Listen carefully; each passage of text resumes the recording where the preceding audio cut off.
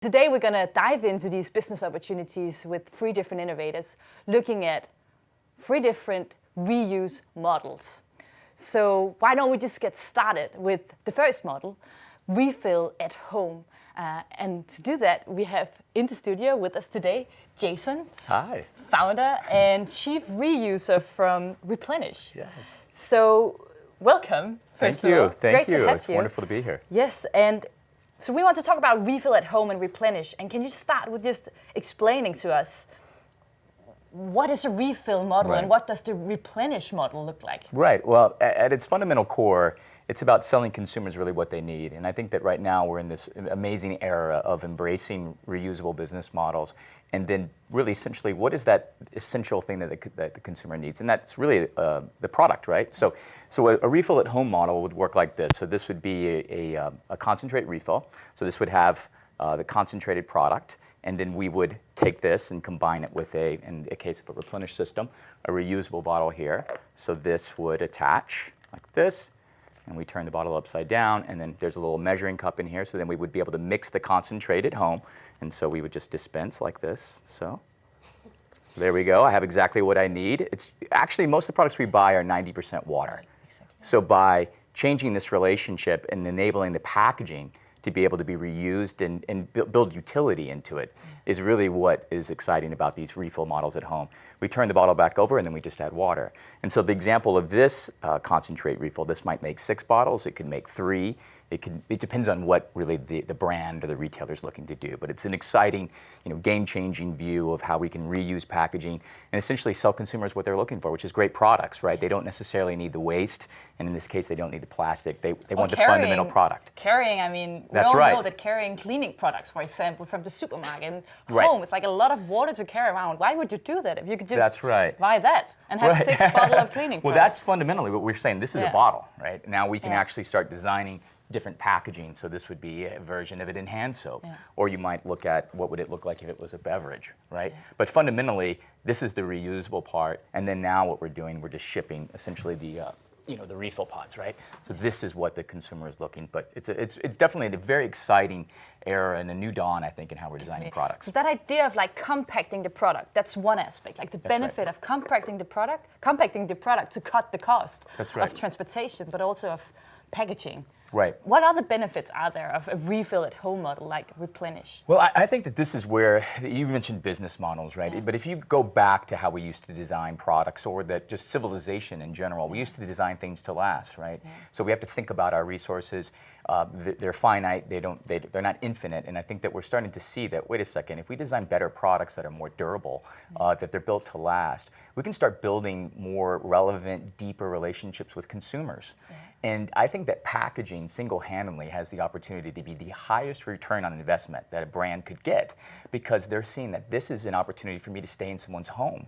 This is an opportunity for me to develop a relationship and keep delivering really what the consumer wants, which is great products, a better experience, and reuse really enables you to do that. So what you're saying is that you're actually turning it completely upside down from what we know, right? Because normally, if this was a cleaning bottle, that's something that I buy. It's annoying to carry. I have it in my home and I throw it out as soon as it's empty. Right. And you're saying now I should actually possibly have it for life.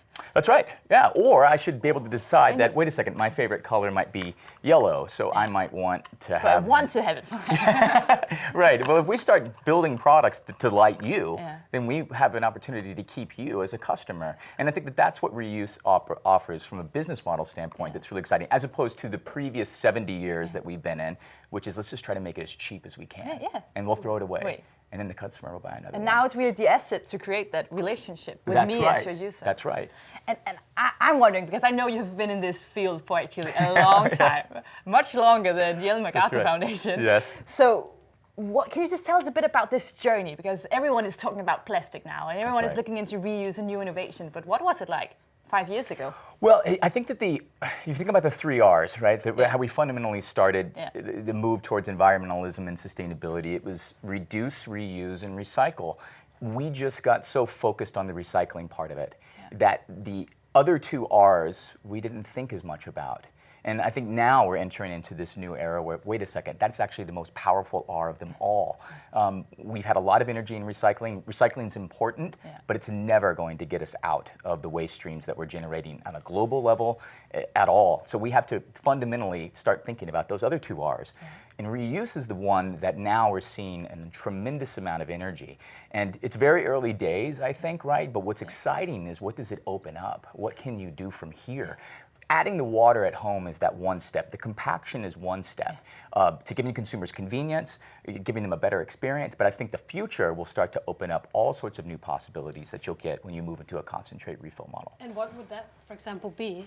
Right, I think we hinted on it. Your favorite color is yellow, right? It is. So, you know, the ability to customize a bottle, you to be able to maybe take a picture of your family or you have your favorite sports team, and actually being able to put that onto this bottle, onto a package, whether it's beverage, whether it's personal care. It's this idea of customization, right? What's important to you? How does your home look? Is your favorite color, again, yellow? What might it be? But also content-wise, right? That's right. Yeah. That's right. It starts to enable this meaningful conversation. Right now, we talk about the energy of how can we get people to reuse. Well, we can do that when we start meeting individuals, consumers, where they want to be met, which is make things important to me. And then from there, the customization is huge, but then it's also about creating new products that I think have new levels of technical performance that weren't there before, and also abilities to make, you know, customization on the formulation level. Because if you think about right now, we have a very limited choice. What's the opportunity at the shelf? How many products can there be? There's only enough maybe rooms for 3 or 4 different versions of something. This size, right? Right, or a hand soap, or just in general, or any, you know, you may have 3 or 4 different fragrances, but the store can't carry them all. But if you start thinking about this new world where now you might have 50 different versions of a product, right? When you start enabling the concentrate to start to allow consumers to exercise that freedom and create better products. At the end of the day, that's really what it's about. You have to create better products. And so the user, there's a clear use case for this, a clear benefit from the user, but how do we get the businesses on board? I mean, those that will sell these products, like, would you think that retailers would be interested in suddenly selling concentrates for cosmetic products and cleaning products across the board? Well, I can personally say that, you know, we're at the intersection of these conversations right now at a global level, and there's amazing energy from the retail level, because they're seeing that to get the water out of products is one of the biggest opportunities they have to reshape their operations, because at the end of the day, you have a limited amount of real estate, as a traditional retailer does. How can I make that more productive? How can I create savings? But then also, how can I create more room to sell products, to sell different brands that maybe before I had a limited amount of space. Now, in a concentrate model, I can increase my shelf space maybe by 75%, right? Or decrease it by 75% and still sell the same amount of products. So because, for example, if we were looking at this refill here, this is 3 bottles, but then if you're stacking it in a retail environment, this is 6, this is 9, this is 12.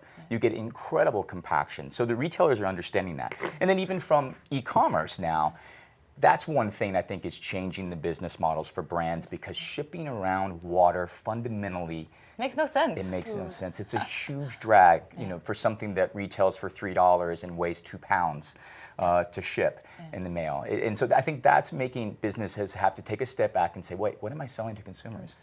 And right now you're selling plastic and water in a lot of these products. But you start to change that, and you can create a much deeper relationship that ultimately will be one of the highest ROIs you can do in the business.